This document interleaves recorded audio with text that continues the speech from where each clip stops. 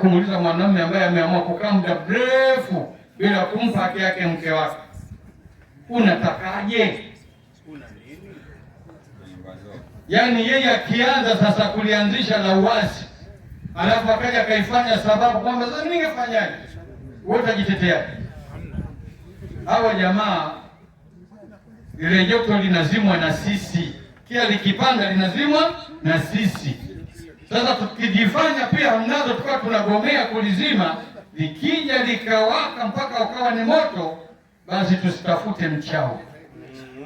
Umeeleweka jamani? Uchawi utakuwa ni sisi wenyewe. Sheikh, nadhani nimeshalijibu. Daktari nimeshalijibu. Sasa Sheikh, uliza swali lako.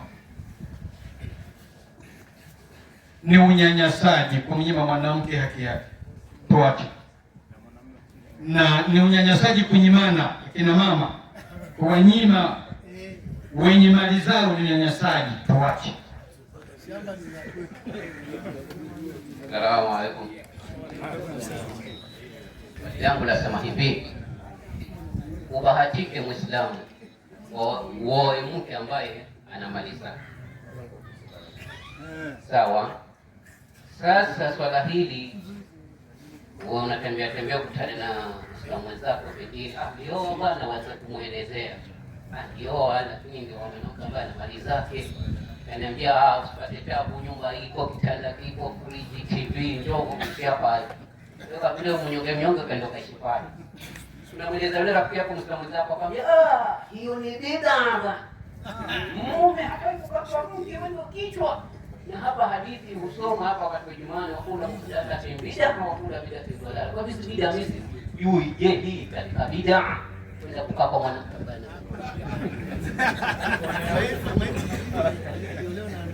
Mbona umekasirika?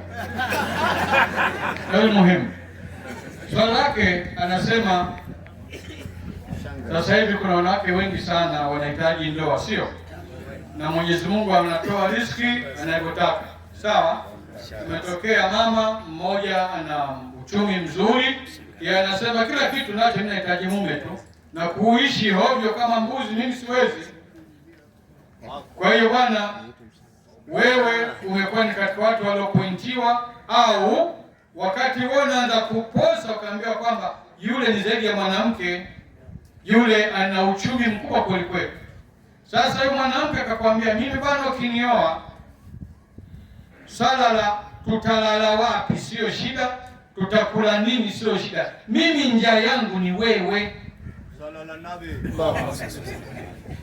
Kama sifa kuu ya Uislamu na tabia njema vipo, hili swala halina ubaya na sio bid'a. Ni jambo ambalo alilifanya Mtume sallallahu alaihi wasallam mwenyewe. Bi Khadija jamani, alikuwa maskini? Bwana hela huyo. Alikuwa maskini? Alikuwa tajiri. Sasa wewe umepita kwenye sunna. Allah. Meleka, lakini tahadhari isiwe mali ya mwanamke ndio sababu ya kumfanya wewe kumwoa. Ikiwa wewe unakwenda pale kwa ajili ya mali, unakosea. Mtume sallallahu alaihi wasallam anasema tunkahul mar'atu li arba. Alitumia fi'l mabni lil majhul kwa kuzungumzia kawaida kwamba adatan kawaida vile tunkahul mar'atu li arba, kwamba ukiangalia waoaji wengi uoaji wao huangalia mambo manne. Kuna ambao humoa mwanamke kwa uzuri wake, kuna ambao humoa mwanamke kwa ajili ya mali yake, kuna ambao humoa mwanamke kwa sababu ya heshima, hasabu na nasabu yake, sio? Na wengine humoa mwanamke kwa ajili ya dini yake. Mtume akasema nani bora katika hao? Dhati din tarbat yadak, chukua mwenye dini, utakuwa umepata faida. Ina maana amedelete zile sababu tatu: uzuri, nasaba pamoja na nini na mali. Lakini kwa mjibu ya ulama, ikiwa mwanamke dini anayo na haya mengine yamekamilika, nenda kaoe kwa sababu ya ile moja ya dini, kwa sababu Mtume hajasema mwanamke mwenye dini na nasaba nzuri asiolewe, mwanamke mwenye dini na mali asiolewe, mwanamke mwenye dini na sura nzuri asiolewe. Lakini amekataza katika hadithi nyingine, usimuoe mwanamke kwa sababu ya mali yake, usimuoe mwanamke kwa sababu ya nasaba yake, usimuoe mwanamke kwa sababu ya mali yake, ya uzuri wake. Amekataza na akasema uzuri wake utakuwa ni mtihani.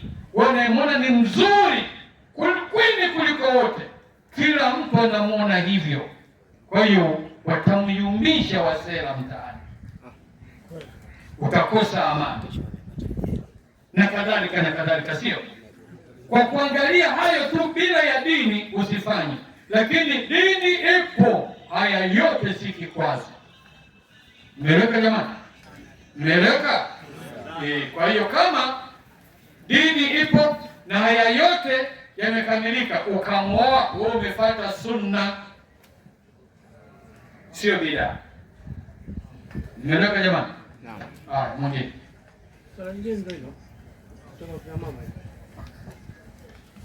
Assalamu alaikum wa rahmatullahi wa barakatuh. Endelea na swali lako. Imetokea kuwa umeishi na mke wako kwa miaka mingi, lakini sasa imefika kipindi amekubania miaka miwili hataki kukupa shughuli. Mwanamke miaka miwili. Sasa ukimuuliza anakwambia mimi bwana, unaona nimeshakuwa mtu mzima, lakini na wewe hutaki kwenda kinyume cha sheria. Leo ukifanya maamuzi ya kumpiga mweleka utakuwa umefanya makosa. Umeelewa hiyo mzee? Kaeleweka? Haya, mimi narudia swali lake. Yeye mfano mtu ana mke wake, sio mzee. Mtu ana mke wake, wote ni watu wazima, na ng'ombe hazaeki maini, sio? Mzee bado anachaji vizuri sana. Bibi anakwambia nimeshachoka mimi. Haya mambo tena, mimi uko siko miaka miwili. Na huyo ndio tegemeo la mzee. Sasa kila kiongo yeye analeta hivi na vile. Sasa mzee anasema, sasa nikupiga mweleka nikachukua mwenyewe kitu changu, kuna shida? Ndio swali lako? Naam. Kuna shida. Hakuna shida. Jibu ni hakuna shida. Wewe shamba la kwako, wewe unaingia shambani kwako, kuna shida wapi?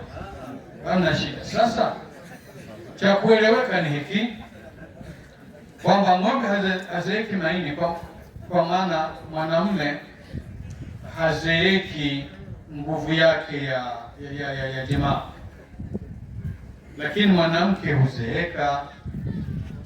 Tukirudi katika sunna, Mtume sallallahu alaihi wasallam baada ya kufiwa na mkewe Bi Khadija radhiallahu anha, mwanamke wa kwanza kumwoa alikuwa Bi Sauda radhiallahu anha.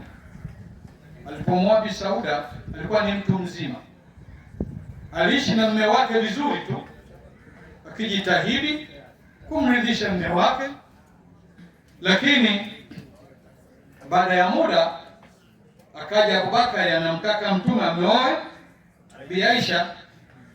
Mtume aliuliza, mbona mdogo? Sayyidina Abubakari akasema, huyu ni mdogo sawa, mimi nachotaka ufunge ndoa naye, alafu mtaendelea kuishi naye mimi mwenyewe, siku akikua mimi nitakuletea mkeo. Sawa? Mtume akasema sawa, akafunga ndoa na yule binti wakati kabla hajafaa kuingiliwa, sio? Lakini akaendelea kukaa na baba yake kwao. Historia nasema kwamba miaka miwili kamili, alipokuwa mkubwa, Mtume aliambiwa kwamba mkeo kashakuwa mkubwa, akishakuwa amemaliza hedhi yake kuletea. Baada ya bibie kukua kule, na akaambiwa na kuandaliwa kama mke halali, aliletwa kwa Mtume sallallahu alaihi wasallam. Harusi ilipita, Bi Aisha akawa mke mpya. Mtume alionekana kupendezwa sana na yule mke mpya. Bi mkubwa Bi Sauda aliona ile, kama sasa mume wangu amepata kipenda roho wake. Sasa mimi kwa kuwa ya mambo nakwenda naye tu kwa dharura, hebu nimuombe mume wangu, mimi huko najisikia uchovu, mimi ile siku zangu mimi nataka nizitoe sadaka kwa Aisha. Katika tendo hilo tu uwe kwa Aisha, mambo mengine ndio kwangu, mimi ni mkeo. Mtume alimuuliza, ushamwambia? Sasa sijamwambia. Mwambie kwanza. Akaenda akamwambia, bibie, karibu mke mwenzangu, mimi ni mtu mzima, mume wangu amekuoa, nadhani unapendeza kwake kama mimi nilivyokuwa nikipendeza kwake katika ujana wote, lakini nataka nikupe zawadi. Zile siku zangu mimi za kustarehe na mume wangu nataka nikupe, unasemaje? Mwenzangu akasema, mbona nitakushukuru sana dada. Akaja Bi Sauda akamwambia Mtume sallallahu alaihi wasallam, kakubali. Mwambie kama kakubali, wewe bado msimamo wako ni ule ule. Nasema ni ule ule, kusema sawa, na mimi nimekubali. Watatu wenu nimekubali. Hii inaashiria nini? Kwamba mama zetu hawa baada ya umri fulani, jambo hili huwa linakuwa kwao ni kero badala ya raha. Hilo tulifahamu hivyo. Lakini kama utaona kwamba au kila vitu hivi wala simuui, wewe una ruhusa kufanya hivyo ulivyosema. Shukrani. Mwingine? Na swali lipo hapa. Swali limetoka kwa kina mama. Swali mengi tu. Sababu mume wangu hana kazi, lakini ikifika kila Ramadhani yeye aoa.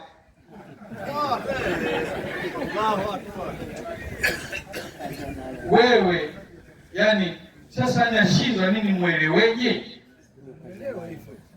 Pesa akitoa za familia ni 50 au 100, 50 ya Kenya au 100. Alhamdulillah, kila siku anaoa Ramadhani ikiingia, na wewe unaishi kwa maisha ya shida.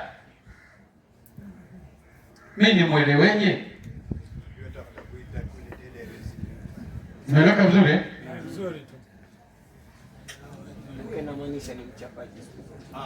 Huyu mwanamume namuhusia afanye uadilifu.